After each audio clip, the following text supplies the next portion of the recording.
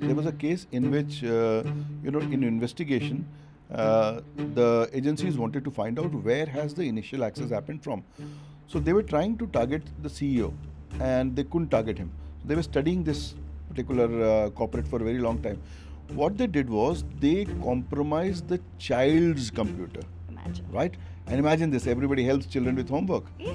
and somewhere there was some transfer of a pen drive or something, and then it affected the boss's office computer, and from there when he brought the computer back, it started affecting the corporate network.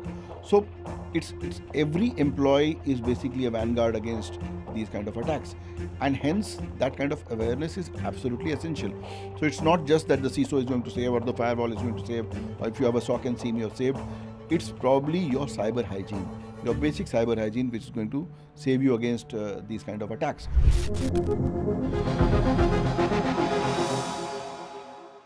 Welcome to another episode of Man vs. Scam. I am Brijesh Singh, I'm Utkarshica. and today we are discussing ransomware. So I read about this recent news on ransomware where the cost was 1 trillion. $1 trillion. That's what they are demanding. And there's a new ransomware group. It's calling itself Doge, after Elon Musk's Doge. Well, it's kind of a political satire. They are trying to mock Doge and Elon Musk. And the actual ransoms are in thousands of dollars, but they are demanding $1 trillion. $1 trillion is like probably 1/5 of India's economy. That's not bad business, is it? It is good business. Ransomware probably is one of the most successful, cyber campaigns, and there are groups which are earning in billions of dollars. The worst problem is that once people pay, it enables them to expand their infrastructure and enable them to do more attacks, reach to more victims. Once you're already in the bubble, it just it spirals over and over again. So just break it down, okay? Ransomware is basically you being held hostage, but from a digital or a cyber standpoint. It's something very simple. You have used zip and unzip on this thing. You have zipped your files. It's like probably something like zipping your file. Somebody remotely encrypting your computer and then asking for a ransom to release it. But see, it's actually a infrastructure attack. We have been discussing more of individual attacks, but this is about corporates. This is about businesses, and it can affect businesses. It can affect governments. It can affect municipalities. It can affect very large corporations. We have seen that the threat of ransomware is not abating, and these groups have grown bigger and bigger, and you can actually track their transactions because Bitcoin transactions can be tracked now. You don't know who the owner is or who it is going to, but at least you know that this account is receiving these many amount of Bitcoins, and hence agencies across the world are knowing how much is the actual earning of a particular ransomware group, and there are many like that. So there are Conti ransomware group, there is Lapsus, there is Lockbit. These people have kind of established names and credentials across the world, and their victims include people like even the US government. In 2021, US almost had to declare a state of emergency when the Colonial Pipeline was hacked. Yeah. And imagine this was winter, and a huge pipeline which was carrying fuel was stopped because of a ransomware attack. Absolutely. So these are infrastructural attacks, and they are quite serious in nature. It's almost like you wake up, you see your laptop is all locked. You're all locked out. You have your photos, your documents, your probably banking applications or details on your laptop, and then the next day you see that you're all locked out, and there's a digital note asking for, let's say, 5 bitcoins or certain money. That's basically what happens in ransomware. You're just taken out all your systems, you're locked out of your systems, and there is a money or bitcoin or whatever is demanded to release it. Yeah. So it's not just, a lot of people think that ransomware, it has happened over the years, right? We've seen WannaCry, we've seen Eternal Blue as a part of it, we've seen so many other ransomware cases that has happened over the years, okay? And there are different variants to it. It's almost like COVID. Different variants you get every now and then. Now, there are corporates who have actually deployed and have had enough measures as per them to sustain a ransomware or a zero-day attack. But we still see this affecting. Now, a lot of people also think that this is a corporation problem. Not my monkey, not my circus, right? A lot of people, as an individual, from an individual standpoint think it's not my problem, it happened on the corporate level, but it has real life impact. Like colonial pipeline impacted so many individuals because one, the prices were hiked, there was a crazy amount of gas pipeline, everyone standing in the queues to get enough, and it impacted people like you and me, not just corporates, right? So let's just talk about some of the examples that you've seen. Let's just delve into the areas where we've seen ransomware impacting both corporates and as a part of it, an individual. So see, individual impacts are there, but ransomwares are generally meant for affecting large corporations which have paying capacity. Sure. So it's very interesting to note that there is something called ransomware as a service, RAAS. And ransomware is evolved into a huge business model where there are affiliates, where there are people collaborating across continents. There are people who are initial access brokers. There are people who are making malware. There are people who are doing phishing campaigns for you. There are people who are negotiating for you. There are people who are finding victims for you. So it has evolved into a proper business model. There are groups which are doing this, and they have their footprints all across the world. See, how generally a ransomware works is that something is encrypted, and to decrypt it, the key is with the attacker. Yeah. So somebody is remotely encrypting your infrastructure, stopping all your functioning. You can be a bank, you can be an airline, you can be a municipality, you can be a hospital. You saw in COVID, there were hospitals where ransomware attack took place, and people literally had to be moved from ventilators because everything just stopped. So more and more you digitize. Imagine we are running smart cities today, and tomorrow if there's a ransomware attack, all your systems are going to be encrypted and it's going to be halted. There hasn't been much which has been done to stop these ransomware attacks. These groups are quite resilient because nobody knows who they are. In fact, the US actually formed a global coalition against ransomware. The government of India also has a ransomware task force set up, but the threat of ransomware continues. Earlier, they were using symmetric encryption. So, there was a key. If somebody found a key, then they could share that key. Now they are using asymmetric encryption. Even if you get a key, you are not, you can't use that key to cure that infection in some other infrastructure. So it's become a global threat. Everywhere, countries are fighting hard against it, but these groups remain resilient. I don't know if you've read this book called Never Split the Difference. It actually is the real life case studies of hostages and the negotiators, right? Because there you lose a limb. It's not, you can't really negotiate saying, oh, you chop off his hand and give me the rest, because it's human life involved. Now, this is a larger infrastructure. This is digital world of it, right?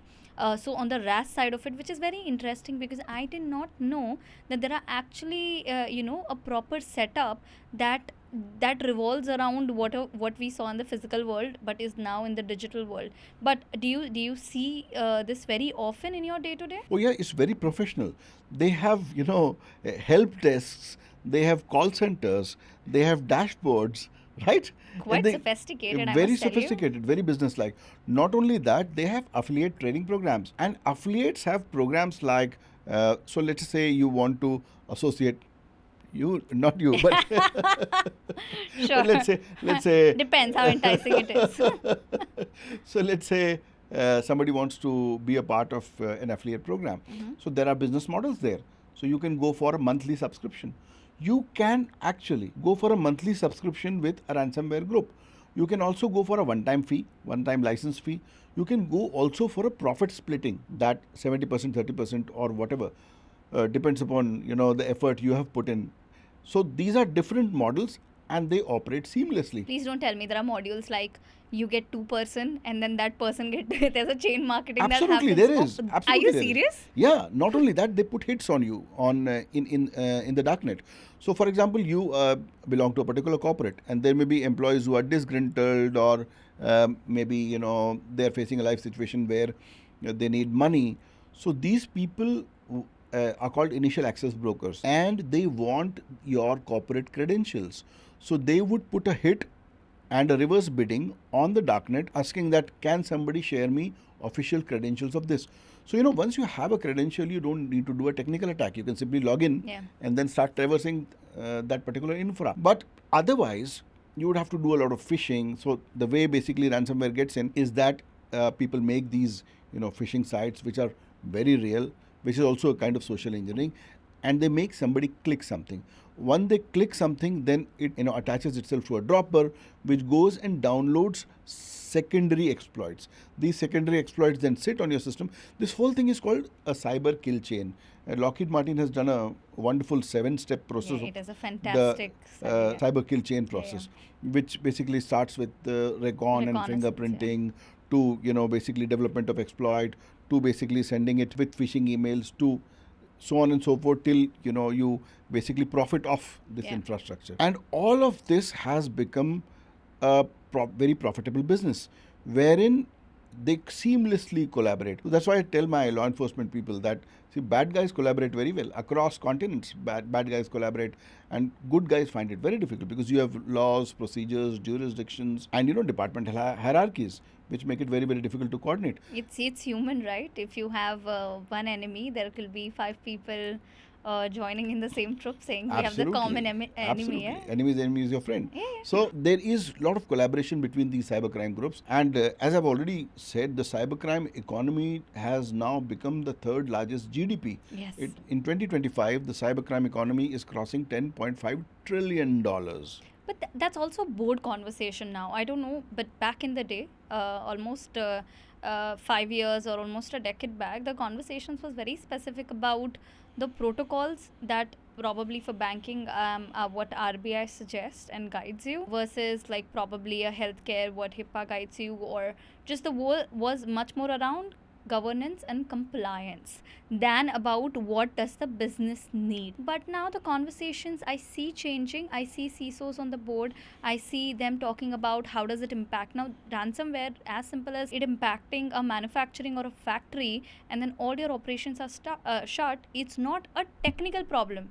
It's equally a business problem, It right? is indeed. It's a business continuity issue. It is, absolutely. And these conversations are now happening on the board, which is honestly a great step ahead, right?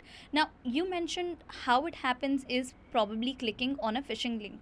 Now, if you remember this Andhra and Telangana power hack that happened back in 2022, it started with an employee clicking on a phishing email, right? And then, of course, it led to their websites getting down, and then websites were hacked. Now, because Andhra and Telangana had interconnected IT, it impacted both the organizations, right? And their operations were shut. Now, it has a obviously great amount of business impact, but on an individual level also it has an impact. Thankfully, there were no consumer data involved, and that is where it did not reach and it was halted.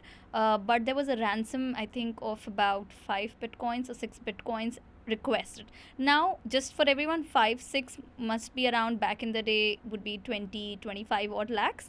But that being said, you may think that it's such a small amount, but what you don't realize is the back-end operation and the business cost, business losses, is 5x, 10x than what the person is requesting. And that's where most of the people are ready to give. And in this case, I think a lot of people came together and it was remediated. A service provider company came in, looked at the whole thing. It stopped before it reached a data exfiltration or a consumer data level, but all their websites were impacted quite a bit. So clicking on a phishing email from a corporate perspective is not just a company responsibility, it is equally an employee responsibility of what they let in the company, because they may not realize it, but a gift card or an email or these HR forms from an unknown source is not something that you should be clicking on. Utkarshica, you brought about a very interesting point about payments.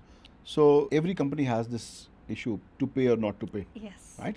And everywhere law enforcement would tell you, Yeah. very legitimately, FBI says, Indian law enforcement says that don't pay. And there's a reason when we say don't pay. It is because it enables them to increase their infrastructure, draw in more affiliates, purchase more hardware, software, talent, and expand their operations. And then they become, a formidable force. Also, what is seen is double and triple extortion.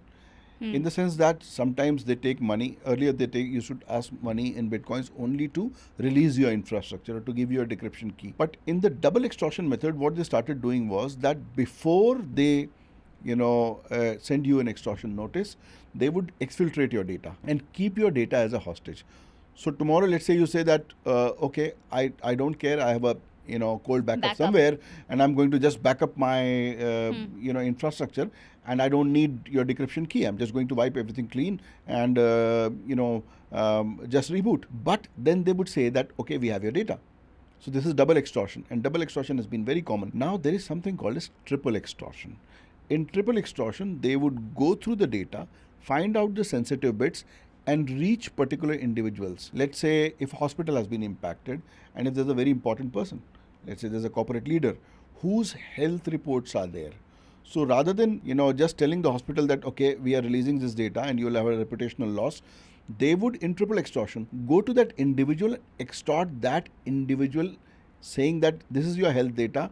If this is released, you would have these implications, and the person would end up paying. It is becoming more and more sinister. That earlier it was just payment for ransom, then it became payment for data, and now it is this triple extortion where they are reaching individuals based on the sensitivity of their personal data and extorting them. Like you said, there are already call centers and Yes. The whole setup, Affiliate of course, programs, there yes. is a way for them to get through it. But honestly, there have been cases where, they have paid the ransom, but they haven't really fully recovered the data. Yes. So this has happened, but generally what is said in Hindi na कि बेईमानी का धंधा बहुत ईमानदारी से होता है.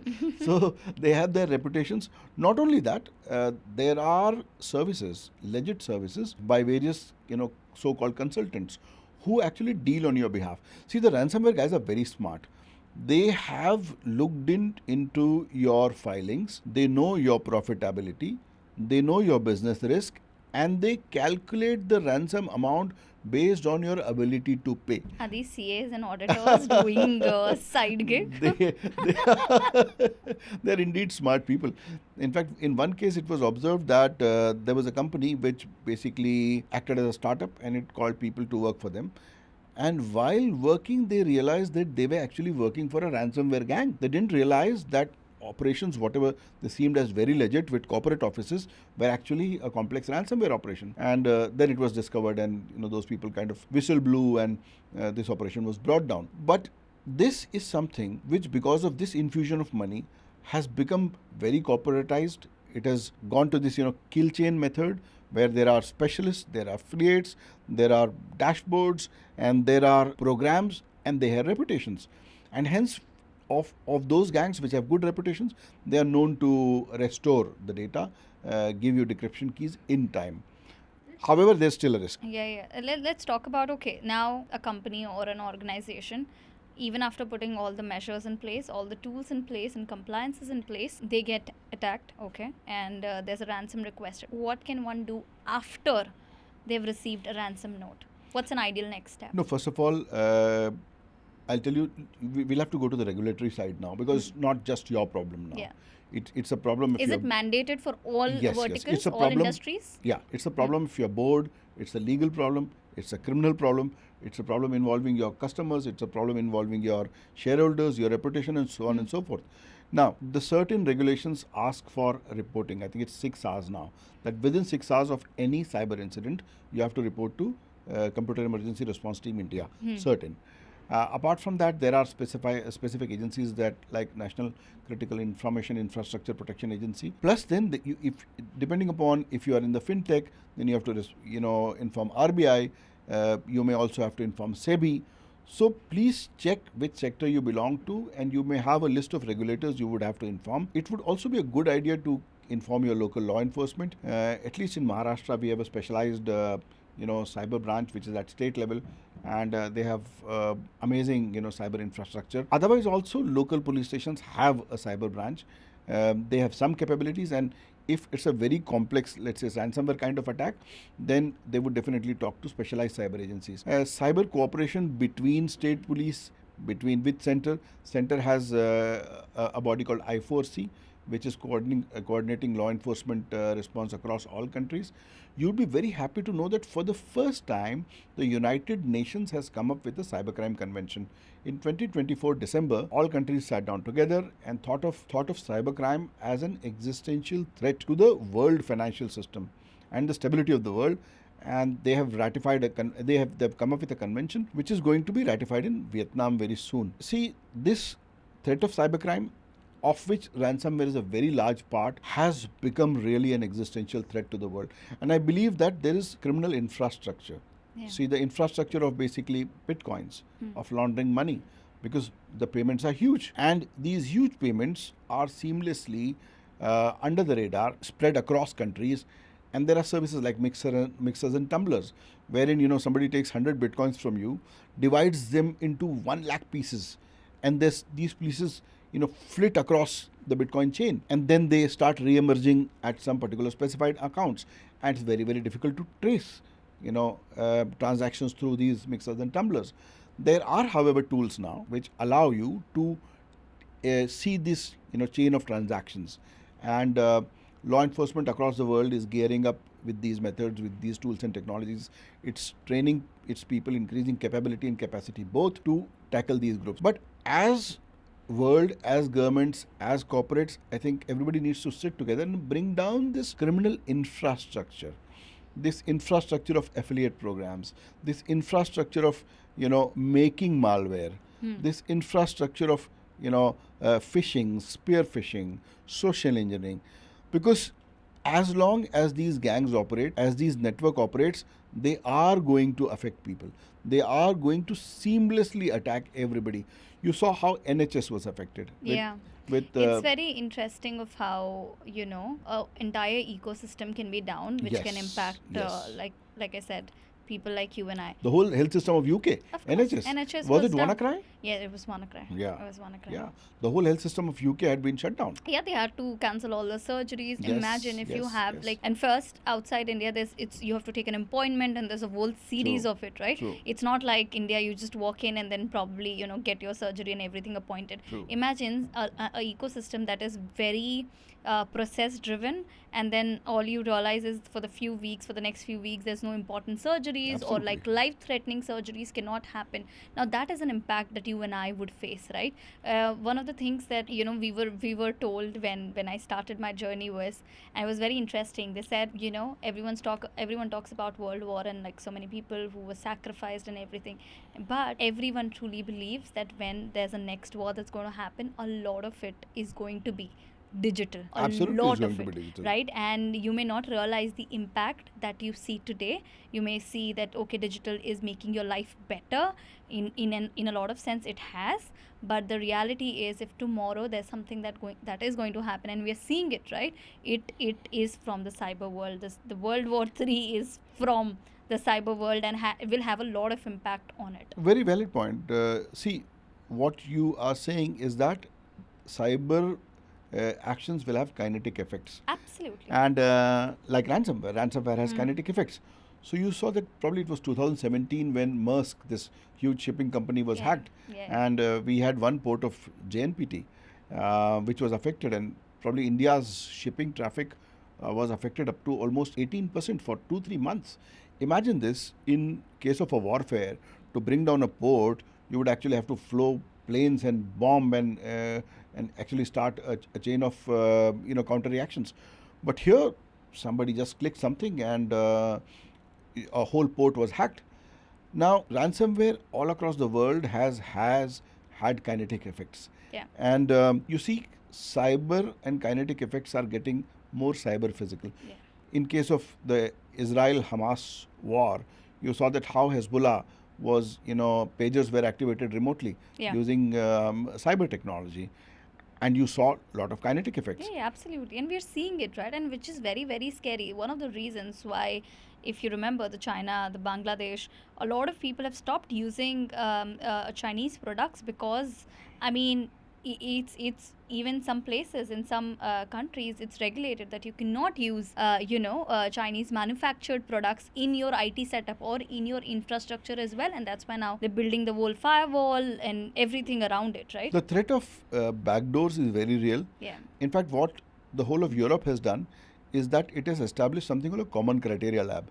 Now, a common criteria lab is a reverse engineering lab which has 7 levels of assurances. So for Huawei and ZTE, which are these large telecom manufacturing giants across the world, any Huawei or ZTE equipment which has to be taken into 5G or other infrastructures or routers in Europe has to be tested in the common criteria labs at the cost of Huawei and ZTE. Now, these are good business practices. It's like a sandbox It's environment. a sandbox environment. Okay. I think we should also learn from these practices and see to it that you establish these sandboxes, which are also like regulatory sandboxes, wherein you tell people that, okay, this has to be tested. Only if it passes this test, then it's going to be taken into my critical infrastructure.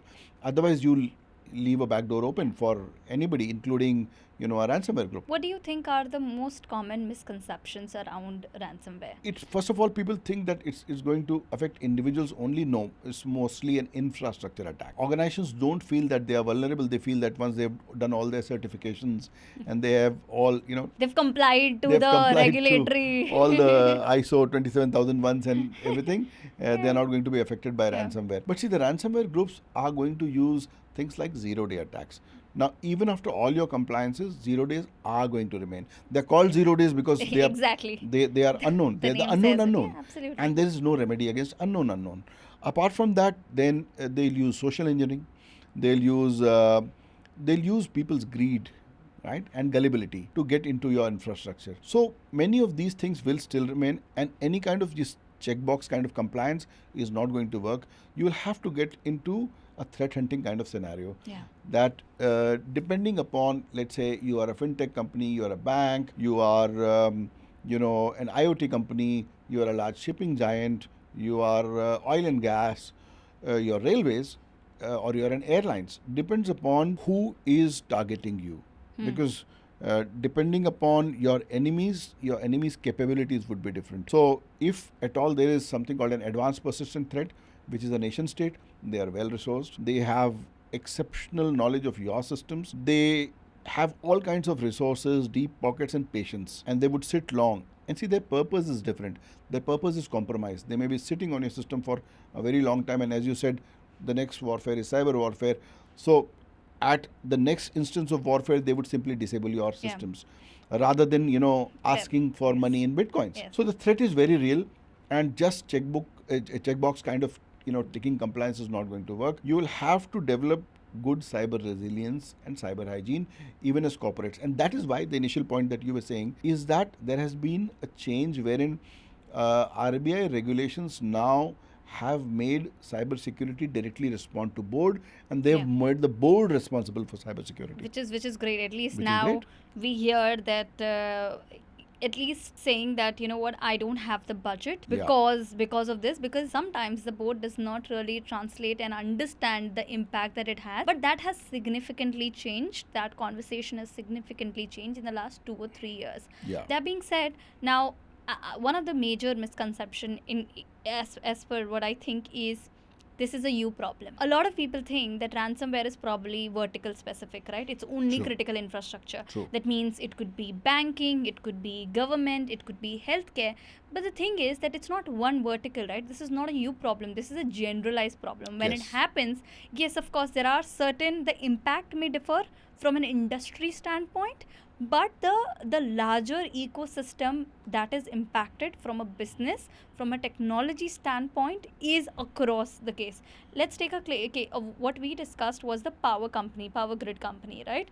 Now from a healthcare standpoint, you spoke about NHS. When WannaCry happened, and now Lockbit we are talking about, if you look at it, the impact as an individual from a corporate standpoint is one thing. From an employee standpoint, it's very important that, like I said, do not click on phishing emails or phishing links, even if you've received it from your CEO, but it's an unknown source. If you see someone like you and I are affected, if my ventilator goes off, imagine I am in a serious condition and my ventilator goes off. There is no data, there's no back data of my health records. If a healthcare industry is today, and it has happened, right, in 2022, Hyderabad Yes. hospital, Health is one of the most attacked sectors now. Delhi hospital, like, it happens so often that from a larger corporate standpoint, we may always go and blame the corporate, saying they have not done the job, right? And we can always blame the technical security officers or a CISOs, technology yeah. officers. But someone like you and I are also equally responsible. If you share the same Wi-Fi at home,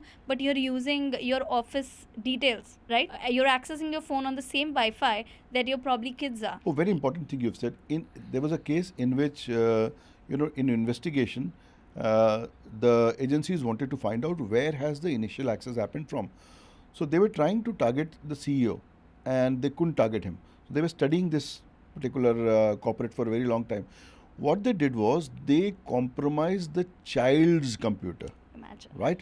And imagine this: everybody helps children with homework, Yeah.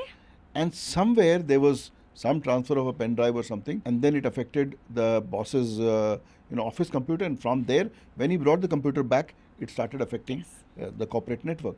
So it's every employee is basically a vanguard against these kind of attacks, and hence that kind of awareness is absolutely essential.